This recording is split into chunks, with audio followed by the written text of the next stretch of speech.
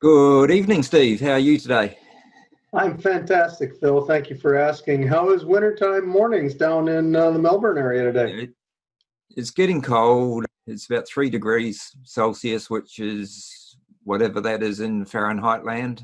Yeah, that's for us. That's still shorts weather.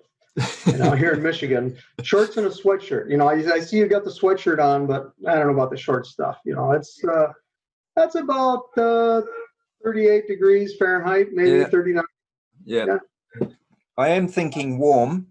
Oh, look at that, Marco Island. Now, is this a pitch to get the CWG to go back to Marco? There's things I like about Marco. It's an interesting place to go. Yeah. Sunsets are some of the best in the world. Well, yes, that I do agree. So what's the bird on your T-shirt? This T-shirt is from a place, I'm not sure if you can see it or not. Central, what? Central something? Waters something? Central Waters Brewing. Oh, right. It's a brewery I discovered here in Michigan, even though it's located by my friends in Greenhead Manufacturing in Wisconsin. And they do a lot of barrel-aged beers. And as you know, I drink predominantly barrel-aged beers. And last year, before I retired, I had the opportunity to go visit our friends at Greenheck, company information sharing type thing. Yep. And I drove, so I had to stop at Central Waters and sample some of their brews and buy a bunch and bring it home. And I brought the T-shirt home. It's a nice place to go. I need to get back there again. Yeah. Well, I've got my T-shirt from Founders, which is where we went to. So we were there the other day. Yeah. Anyway, what are we talking about today? I got asked by a friend of ours whose name we won't mention. A very well-known person in the CWG. If you go to the board, about the CWG, you'll even see his picture there.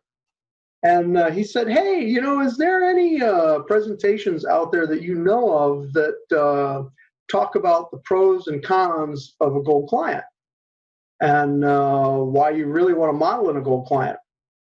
And my response to him was, I don't remember any. I remember a long time ago, a gentleman by the name of Peter Einstein, who's one of the better SAP VC types out there. I mean, he lives up to his last name, even though I don't think there's a relation to Albert. He came and did very, very high level, here's good things and here's bad things, and modeling in production was a bad thing. And I made the comment to our friend that I can see a very small use case for modeling in production. So I figured we'd talk about that today. Okay, that sounds good. So let's get started.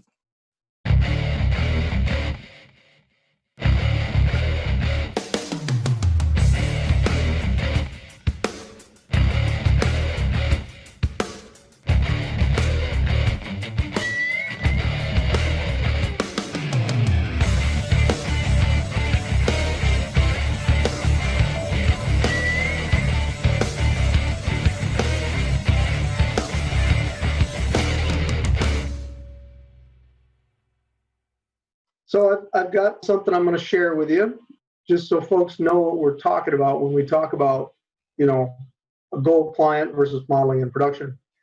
So typically, when you go to a SAP installation, you'll have at least a development client, and you may have a sandbox client even behind that, but you'll have at minimum a development client where your ABAPers do whatever it is that ABAPers do. And then you push that to a quality assurance client where you do all of your unit testing and regression testing, and then you move it to production. And a lot of companies, especially the companies that implemented prior to, say, 2006, 2007, they had no tools. So they did all of their modeling right in production. They didn't have a choice because there was nothing out of the box that worked well to move VC models from one client to another. I think it was 2007 or so that SAP came out with a product data replication workbench, PDR. And that really spawned a whole new way of thinking about where you should model. It brought the VC gold client concept. So your ABAP is still done in the same way. right? Yep. But the thinking is that all your VC modeling is done in a gold client so that it's isolated from production. And only when you've tested it and validated it and you know that it's good, do you then move it into production. Does that landscape make sense to you? Yeah, it does make sense. Like I've always used a gold client. There's probably various different ways of using a gold client, whether it attached maybe back in the development end, you bring it up the chain a bit further.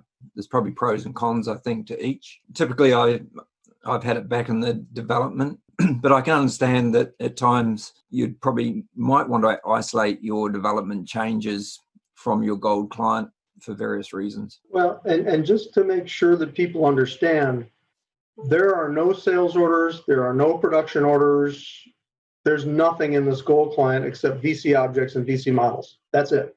Begs the question of how do you test your model? Yes, no, and I think that's actually an important thing to say about the gold client. Yeah, typically it is just purely a modeling environment. It's really just your materials and your models, and you don't mix in transactional data with it. Yeah, it's interesting. In my career, I talked to, I don't know how many companies. I quit counting when I got 200 unique company contacts. I would argue that most of those companies did, a couple hundred sales orders a week. They might have had, 100 models. They didn't have a lot of stuff, right? Yeah. But on the other hand, there's a very small number of companies out there that will run anywhere in the neighborhood of 40 to 50,000 sales order line items a week, 250,000 production orders a week. And by itself, the number of orders doesn't say you have to model in production. The other two pieces that need to be factored in is how far in advance do you take orders, and what is your R&D process? How many R&D projects are you doing a year? Company I worked for took orders 12 months in advance. Yep. And we were doing over 250 R&D projects a year. So, when you factor those things in, if you have no sales orders in your gold client and you're doing 50 changes a quarter, how do you test those things against the things that are already in your system that are 12 months out? But that's a real niche case. There aren't, I would say, out of the number of companies I've talked to over the years, it's less than 5% that are in that boat. But even then, I argued pretty hard for a long time that we should have been in a gold client, and typically lost that battle all the time. But who knows? Maybe they'll go there when they decide to switch to S4. Yeah, I suppose outside of all the gold client thing, just managing changes, like you say, you can have orders 12 months. So in the future, some of the businesses I work with, they'll have quotations that might have an expiry that's, say, 3 months into the future, but then they keep extending them as well. At times, the changes don't reflect well when an older sales document gets extended multiple times. You can have cases where the bomb starts to fall apart or something. Some unexpected behavior happens. It is a dynamic process quite often. It's not always clear cut. Yeah, and if you throw ECM into the mix, it gets even muddier, right? Where I used to work, ECM was mandatory. We didn't have a choice. We had to use ECM. It's interesting. One of our competitors, again, who shall remain nameless, uses this gold client strategy, and they were about 2/3 the size of us. So they had, quite a lot of data, quite a lot of orders, no argument. But I remember talking to them on multiple occasions about, they'd blow up their production client by moving a change in from the gold client, and they'd have to refresh production from a backup. We never did that. Hate to do that. Yeah. Well, I remember one conversation, they did a change to an object dependency, and it worked great in the gold client, worked fantastic in the gold client. But they had the same business model that we did, and when they put it into production, it just blew everything up.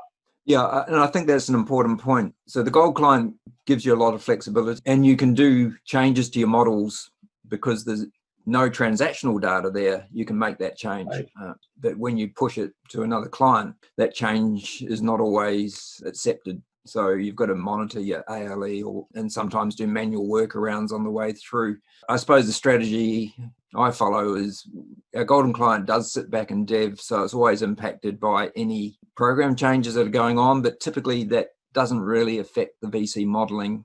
And then we normally have client in the dev environment as well, where they do push the changes there and do some testing. That dev client's pretty lumpy because it's only got a subset of data, really. It's not a clean system as such. And then we have a QA client, which is normally a copy of production because our data size isn't so huge that we can't refresh a quality client from production. And we also have another system in between as well for other reasons. So in theory, if we get through the quality assurance testing, and testing in itself is another topic.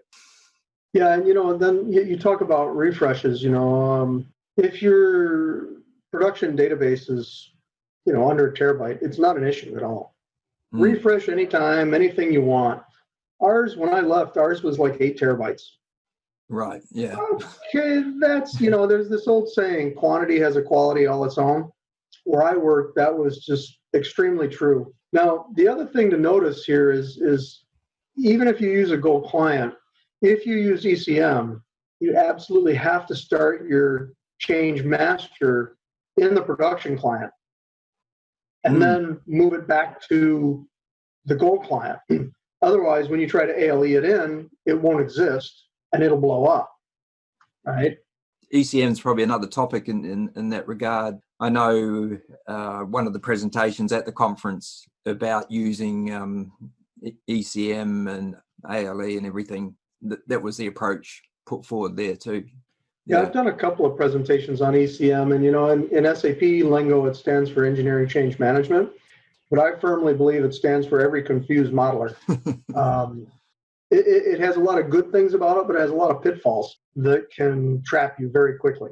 Yes, I think there's a reluctance sometimes, do we turn it on or not? Because once you do turn it on, you're married to it for the rest of your life, pretty much. Yeah, there is no divorce. SAP has no concept of divorce, right?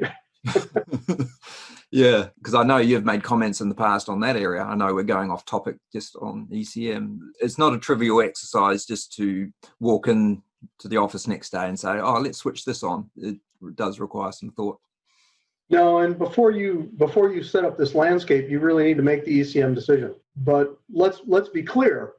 From a VC modeling perspective, for 99.9% of the SAP customers out there, what you're looking at on the screen is the best practice. Now, you were saying you've got a use case for going direct to production. That's the company I work for, and we didn't even talk about ETO. ETO was about 10% of their total number of order lines. Nor did we talk about parametrics.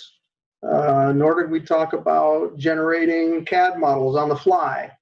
And how you test all those things against an order backlog. One of our competitors does it successfully, for the most part, successfully. But again, it can be very difficult, and much depends on your company culture as well. Where I work, we've been modeling in production even back in the legacy days, back through the early 60s when we first went into computers, right? Everything was done in production. Nobody modeled anything in tests, all the way through all of our homegrown legacy configurators and everything else. When we went to SAP, there weren't data movement tools. They simply didn't exist. Yes, hard to imagine. Well, we went live in 2001. No, it was 2000. We finished up that marketing, sales and marketing implementation in 2003. And the PDR wasn't around. And by the way, the PDR doesn't move everything. It doesn't move routings. No. Unless you negotiate really well with SAP to buy their custom standard solution to move routings over. Yeah. And I never understand why they charge for that. But anyway, we'll move on. Well, but here's the tip of the day. When we were looking at it, last time we looked at it was, 8 years ago, maybe. They started out way up here. It was like, 300,000 for 3 instances. After about a week and a half of, no, you guys are stupid, I'm not going to do this, it was 25,000 for all 3 instances. Yeah. So, the tip of the day here is negotiate on that routing ALE. Yeah, still a lot of money anyway. But anyway, let's move on. So yeah, this is what I would suggest for any implementation, be it a new SAP customer or even an existing customer that currently models like this in ECC, when you go to S4, do this. Yep, I agree. It would be a tough sell for me to go to a customer and say, don't do a VC Gold client. However, the more we talk about integrated graphics and things of that nature, SAP hasn't thought that through very well.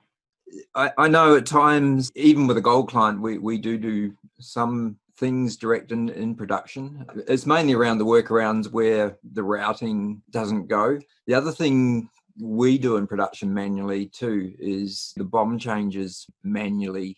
So low-level BOM or high-level BOM? Any BOM, really. Mm.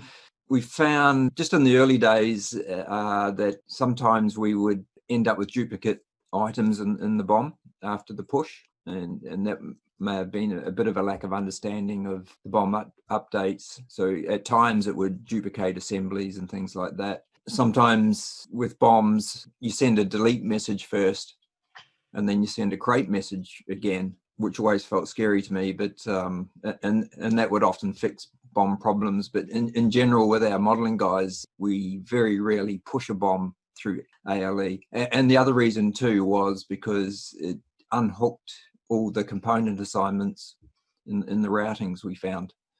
And component allocation? Yeah. That's a whole nother concept. I can't stand component allocation. I hate it. Yeah, it's fine if you're happy with everything being assigned to the first operation, but right. We had some cases where we had to keep the assignments correct just for paperwork, the way the paperwork printing worked and stuff like that. So, well, let's face it, in a lean environment, how much do you really need it, right? I mean, the only place you really need it is when you're scheduling or you're inventorying or you're costing. And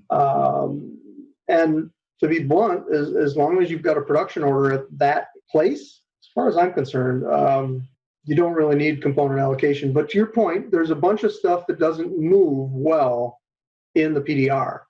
So then the question becomes, okay, if you're doing BOM changes in the production client, how do you replicate them back to the Gold client so you know that what you're testing is good? Well, the changes are made in the Gold client, and so we're just doing a manual replication ultimately into production.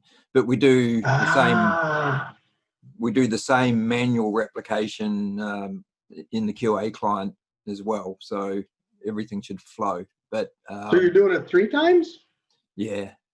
Once in Gold, once in QA, once in production? Yeah, but our BOM changes are not huge typically, so it's normally just tweaking a few things because our product designs are pretty stable. They're quite cookie cutter in lots of ways. So in this instance, it's not a big deal. But I could understand if perhaps in the industry you came from that your products.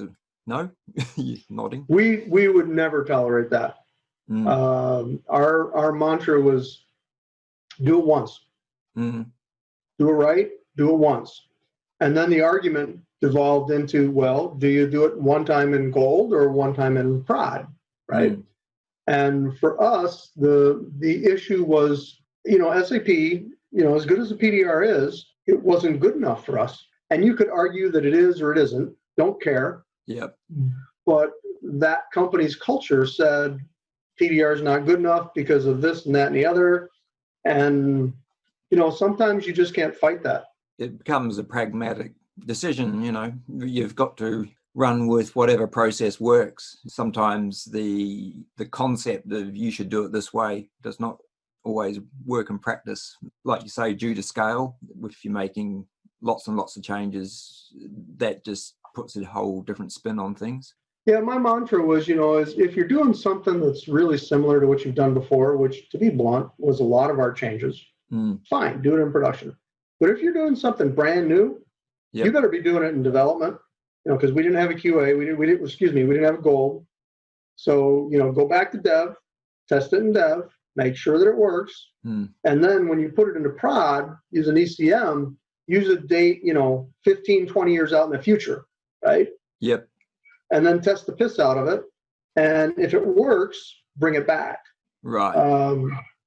There's a lot to be said for date shifting in ECM. It's dangerous as hell, but there's a lot of good things about it. Another conversation, I'm sure. No, I'm sure it is. Yeah, because I have heard some of your presentations before, and moving ECM dates where another ECM might be impacted by it, and etc. Sometimes moving objects around and things like that. So yeah, so there's a whole discussion around that, I imagine. But I think probably in summary with things is in general. The recommendation is to have a golden client structure. It's probably really just thinking about how that structure fits well within your business, whether you pin it back to a dev environment or bring it up the chain a little bit to the QA, and then how you rotate your data around. Yeah, like I said, I in my mind, it's 99.9% of the time you should be running a gold client. There's very exceptional use cases, and I would argue that those use cases are more based on culture than technology, even though there are some technology gotchas. But if anybody out there is thinking about going into VC, do it with a gold client, please. Yeah. So yeah, just one more thing I just popped into my mind about the gold client. Often we every now and then spin off a copy of our gold client. So now you do it in 4 places? No, well, this is more our modeling guys at times, they're looking at optimizing a model or bringing in a new model. And so they want to take everything we've got off to the side, if you like, into a sandbox type gold client. And they want to test out ideas.